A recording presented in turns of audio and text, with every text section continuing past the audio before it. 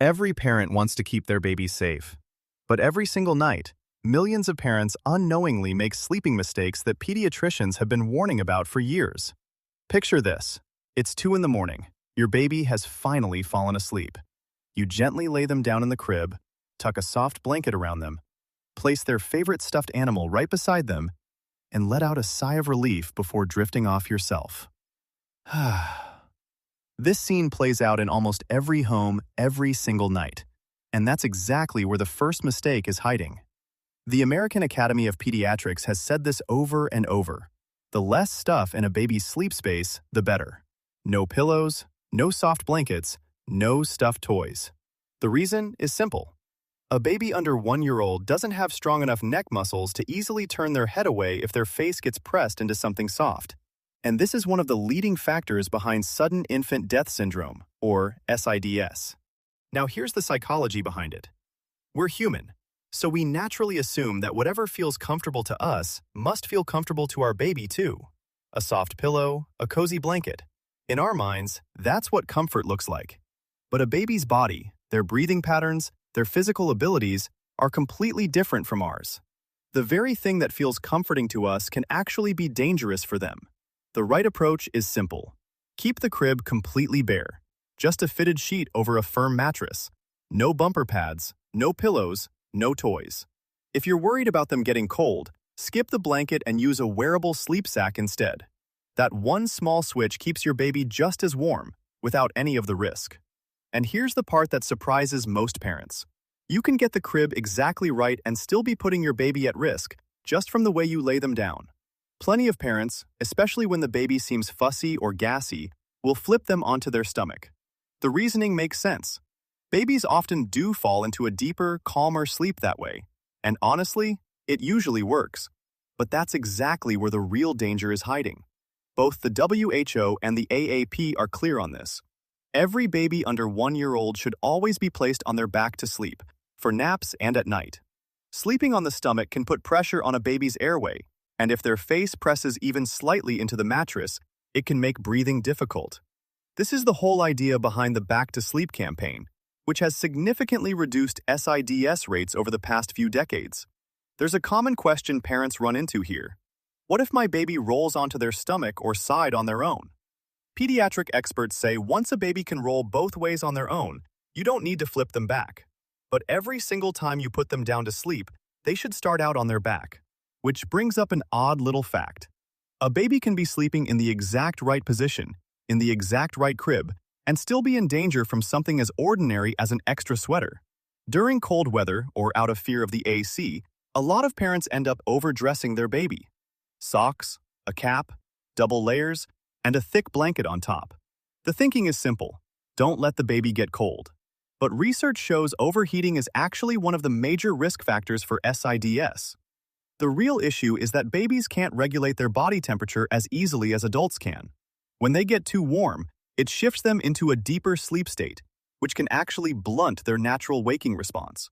Meaning, if their breathing gets even slightly compromised, it becomes harder for them to wake up and signal distress. There's an easy way to check. Feel the back of your baby's neck. If it feels sweaty or too warm, take a layer off. The general rule is this. Dress your baby in just one more layer than what feels comfortable for you as an adult, not several. There's one moment almost every parent hits, usually around 3 a.m., when none of that, the temperature, the position, the empty crib, feels like it matters anymore. It's the moment you think, should I just bring the baby into bed with me? This might be the most emotional mistake of all, because it never comes from carelessness. It comes purely from love and exhaustion. Waking up over and over, feeding through the night, and finally giving in and letting the baby sleep right there in your bed. That's basically every new parent's story at some point. But both the AAP and the CDC advise that bed sharing can be dangerous, especially with soft mattresses, pillows, or heavy comforters around. What's recommended instead is room sharing. Keeping your baby in their own safe crib or bassinet, but right there in your room, close to your bed. This keeps your baby safe while still letting you keep an eye on them through the night, without any of the added risk. Room sharing is considered the safest option for at least the first 6 months, and ideally up to a full year. Funny thing is, None of what we've covered so far has anything to do with what happens hours before bedtime even begins, which is exactly why most parents miss it completely. Not having a consistent bedtime routine. One night the baby's asleep by 8, the next night it's 10. A longer nap throws off the whole evening. This kind of randomness is incredibly common, especially in busy households. But child development research consistently shows that a baby's brain responds much better to a predictable pattern. Bath at the same time, a soft lullaby, dimming the lights. This sequence signals to your baby's brain that it's time to wind down. When that routine keeps shifting, it confuses your baby's internal body clock, their circadian rhythm. And the result is more night wakings, or it just takes longer for them to fall asleep in the first place. The fix is simple. Repeat the same 3 or 4 calm steps at roughly the same time every night. Within a few weeks, your baby's brain picks up on the pattern on its own. There's one more. And out of everything on this list, it's probably the one that looks the least like a mistake. In almost every household these days, a phone or the TV becomes the go-to way to calm a baby down, especially right before bed. The baby's crying, a video goes on, and just like that, they're calm. It feels like it worked. But the blue light coming off screens actually suppresses melatonin production in a baby's brain. And melatonin is the exact hormone responsible for making them feel sleepy. So while the screen might calm them down for a few minutes, it's actually delaying their natural path into sleep. HealthyChildren.org and pediatric sleep researchers both recommend the same thing.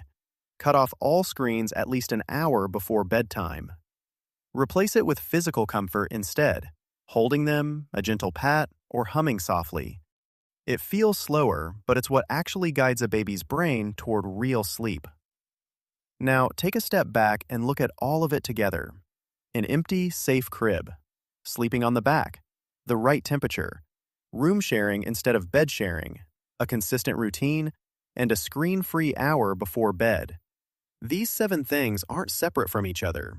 They're all links in the same chain. And if even one link is weak, the whole quality of sleep suffers, for your baby and for you too. The best part is that fixing any one of these doesn't take expensive gear or some huge lifestyle change. It just takes a little awareness and a little intention. If you have a little one at home, tell me their name in the comments.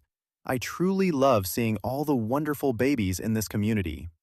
If you found this video helpful, don't forget to like and subscribe for more trusted parenting advice. And please share it with one parent today, because one simple piece of information could make one baby's sleep a little safer.